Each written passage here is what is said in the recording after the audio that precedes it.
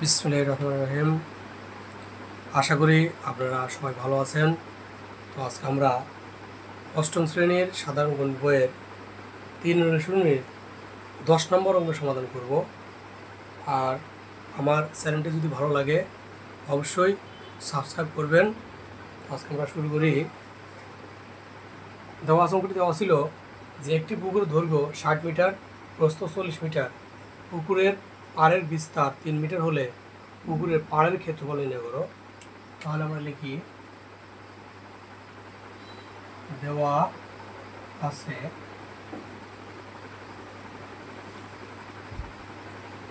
পুকুরের দৈর্ঘ্য 60 মিটার,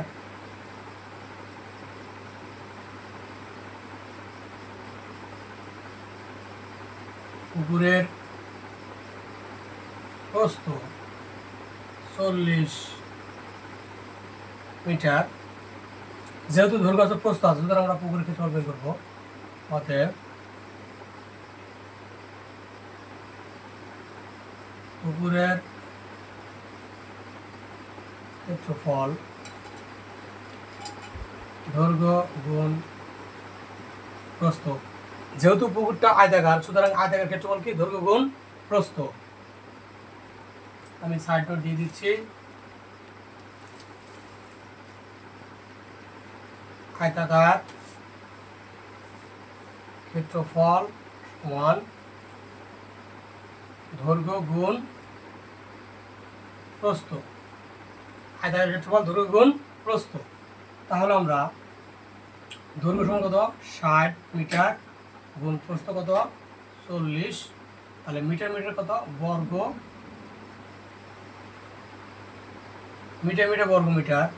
তাহলে কত? 4 6 24 24 বর্গ মিটার। তাহলে পুকুরের ক্ষেত্রফল কত হলো? 2400 বর্গ মিটার। আচ্ছা, তাহলে এখন আমরা লিখতে পারি, যেহেতু পুকুরের পাড়ের বাইরে থাকে, হ্যাঁ, তাহলে বাইরে থাকলে অবশ্যই লিখতে হবে পাড় সহ। আর যদি কোনো অঙ্কে বাগান সহ থাকে, বা বাগানের বাইরে বা ভিতরে রাস্তা আছে, যদি ভিতরে থাকে তাহলে লিখতে হবে রাস্তা বাদে, আর বাইরে থাকলে লিখতে হবে রাস্তা সহ। এখানে পুকুরের পাড়টা আছে পুকুরের বাইরে, তাহলে লিখতে হবে পাড় সহ। পাড় সহ পুকুরের দৈর্ঘ্য। তাহলে পাড় সহ পুকুরের দৈর্ঘ্য। তাহলে পুকুরের দৈর্ঘ্য আগে কত ছিল? 60 মিটার। 60 যোগ আমার পুকুরের পাড়ের বিস্তার কত? 3 মিটার। 3 দৈর্ঘ্য কয় দিকে? 2 দিকে। যেমন এটা একটা আয়তাকার পুকুর, মানে এটা পুকুর, আর এটা পুকুরের পাড়ের বিস্তার 3 মিটার। 3 মিটার। তাহলে আমার পুকুরের দৈর্ঘ্য 60 যোগ 3 গুণ 2, কারণ আমার দুই সাইডে কি দৈর্ঘ্য, দুই সাইডে কি দৈর্ঘ্য, এই জন্য কি 2 দ্বারা গুণ এত মিটার। তাহলে 60 যোগ 3 দুগুণ কত? 6 এত মিটার সমান সমান 66 মিটার। একইভাবে পাড় সহ পুকুরের প্রস্থ, প্রস্থ কত ছিল? 40 মিটার। 40 যোগ আমার পাড়ের বিস্তার কত? 3 মিটার। প্রস্থ কয় দিকে? 2 দিকে। কয় দিকে? 2 দিকে। তাহলে 3 গুণ 2 এত মিটার। তাহলে 40 যোগ 6 সমান সমান 46 মিটার। আমরা পাড় সহ দৈর্ঘ্য পেলাম, পাড় সহ কি পেলাম? প্রস্থ পেলাম। তাহলে অবশ্যই কি পাড় সহ ক্ষেত্রফল পাবো। অতএব পাড় সহ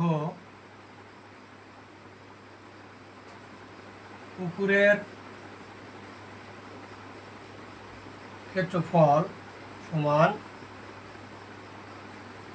দৈর্ঘ্য গুণ প্রস্থ। তা দৈর্ঘ্য কত 66 গুণ প্রস্থ কত 46 মিটার মিটার বর্গ মিটার। যেহেতু আমাদের পার্শ্ব দৈর্ঘ্য পেলাম প্রস্থ পেলাম, সুতরাং আমাদের গুণ করে হয় 3036 বর্গ মিটার। যেহেতু আমরা পার সহ পুকুরের ক্ষেত্রফল পেলাম, তাহলে পার সহ পুকুরের ক্ষেত্রফল থেকে আমাদের এটা হচ্ছে শুধু পুকুরের ক্ষেত্রফল, আর এটা হচ্ছে কি পার সহ পুকুরের ক্ষেত্রফল। তাহলে আমরা মানে পার সহ পুকুরের ক্ষেত্রফল থেকে যদি শুধু পুকুরের ক্ষেত্রফল বাদ দিই, তাহলে আমরা কিসের ক্ষেত্রফল পাবো? পাড়ের ক্ষেত্রফল পাবো। বোঝা গেছে কি যে এটা হচ্ছে কি আমাদের পার সহ পুকুরের ক্ষেত্রফল, আর এটা হচ্ছে কি শুধু পুকুরের ক্ষেত্রফল। তাহলে আমরা পার সহ ক্ষেত্রফল থেকে পুকুরের ক্ষেত্রফল বাদ দিলে শুধু পাড়ের ক্ষেত্রফল পাবো। অতএব পাড়ের ক্ষেত্রফল